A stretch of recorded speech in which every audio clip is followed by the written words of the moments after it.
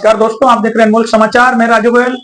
मीरा भाईंदर में जो पिछले 4 दिनों से एक मामला चल रहा था, एक व्यापारी को मनसे के कुछ लोगों ने पीटा मराठी विवाद को लेकर, मराठी बोलने को लेकर। अब वो विवाद धीरे धीरे थमता जा रहा है। आज व्यापारियों ने जो अपनी ताकत दिखाई, हजारों की तादाद में व्यापारी सड़क पर उतरे, एक जगह इकट्ठा हुए।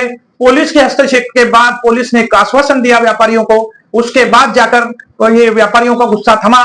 सभी पार्टी के नेता, खासकर बीजेपी के नेता, जो कि खास तौर पर बीजेपी में व्यापारी वर्ग ज्यादा होता है, वो सभी लोगों के एकजुट आकर अपनी ताकत का प्रदर्शन किया और प्रकाश गायकवाड़ ने व्यापारियों को आश्वस्त किया।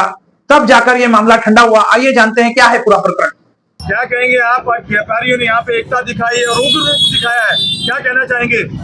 सर, व्यापारी हम लोग जो है 80% 90% लोग राजस्थानी और गुजराती और यूपी के, हमारा जो 99% बीजेपी सरकार को हम सपोर्ट करते हैं। और इसके बावजूद हमारी बीजेपी सरकार हमारी सुरक्षा नहीं है। हमको एक बोले तो कुछ भी व्यापारी भाइयों को सुरक्षा नहीं है यहाँ पे।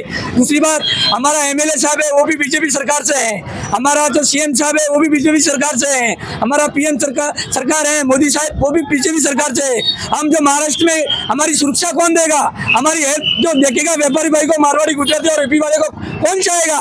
मंचे वाले का इधर कुछ भी पावर नहीं है, नहीं एमएलए है, नहीं कुछ सीएम है, कुछ मतलब कुछ भी नहीं है। तो भी हमको गुंडागर्दी, हमको मार तोड़, हम व्यापारी भाई कहाँ जाएंगे? हमको इधर मारता है, कभी इधर मारते है। हमारा एमएलए साहब को हम बीजेपी से जीत के दिए, हमारा सीएम साहब को भी बीजेपी से जीत के दिए। हमारी सुरक्षा कौन करेगा? बीजेपी सरकार से। हम ये मान्यता करते हैं कि हम जितने भी मारवाड़ी भाई, गुजराती भाई और यूपी वाले यहाँ रहते हैं ना, हमको सुरक्षा चाहिए। हमको महाराष्ट्र में सुरक्षा मांगता है। हम डर डर के चल रहे हैं लोग से। क्यों? क्या ये लोग की गुंडागर्दी है यहाँ पे? हम मोदी सरकार से यही कहते हैं कि हमको सुरक्षा दिए।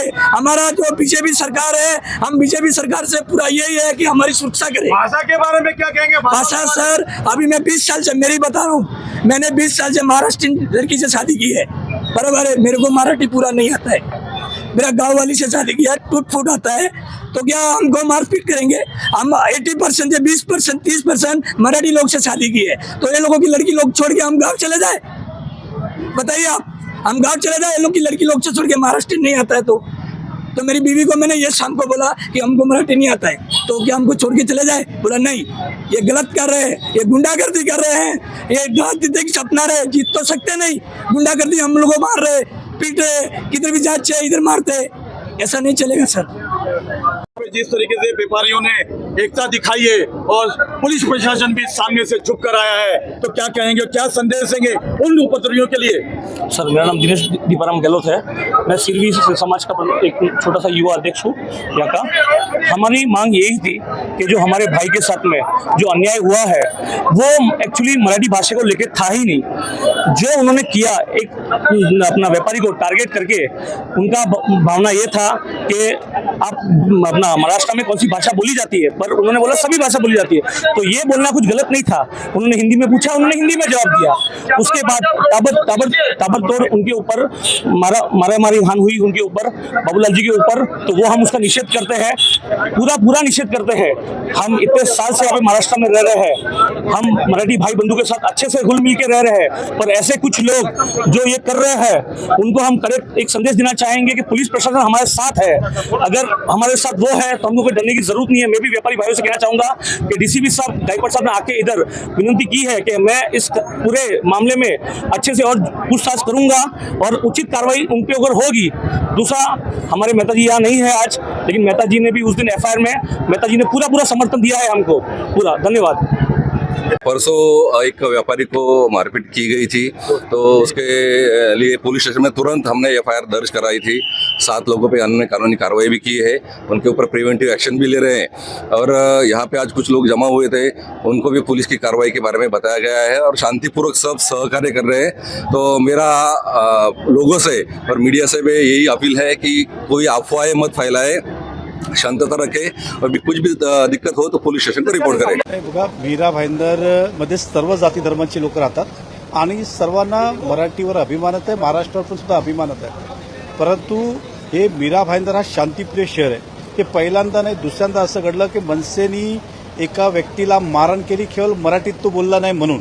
त्या माणसाला ती मराठी येत नव्हतं म्हणून तो कदाचित नाही बोलला असेल। मी अधिवेशनात होतो, पण त्याला धडाधड 7 लोकांनी दुकानात शिरून त्याला मारलं.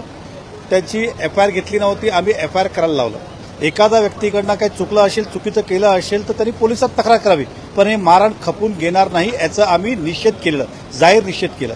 त्यानंतर सर्व मीरा भाईंदरातले व्यापारी एकत्र आले आणि त्यांनी आज भाईंदर पोलीस स्टेशन, मिरावड पोलीस स्टेशनकडे धरणं सुद्धा आयोजित केलं की असं मीरा भाईंदरमध्ये अशी दादागिरी खपून घेऊन जाणार नाही. आणि आज अविनाश जाधवजी हे सुद्धा मीरा भाईंदरला आलं आणि त्यांनी बुनबुडावेचे आरोप लावले की हे सगळी खेळी भारतीय जनता पक्षाची किंवा नरेंद्र मेहताची आहे. यावेळी व्यापारी सर्व संघटित झाले, एकत्रित झाले की अशा प्रकारची दादागिरी सहन केली जाणार नाही. म्हणून व्यापाऱ्यांनी स्वखुशीने तो मोर्चा काढला आणि आम्ही काढला असतं, लपून छपून नाही काढलं असतं, खोलूनच काढलं असतं. मराठीवर परत मी बोलतो, आम्हाला अभिमानच आहे, महाराष्ट्रावर सुद्धा अभिमान आहे, परंतु अशा प्रकारचं मारहाण करणं हे कधीही खपून गेलं जाणार नाही. आणि मी त्या व्यापाऱ्यांच्या सोबतच आहे, मागून नाही तर समोरून त्यांच्या सोबत आहे. पण तो आंदोलन आज जनहितामध्ये झाला, हा मला त्याचा अभिमानच आहे.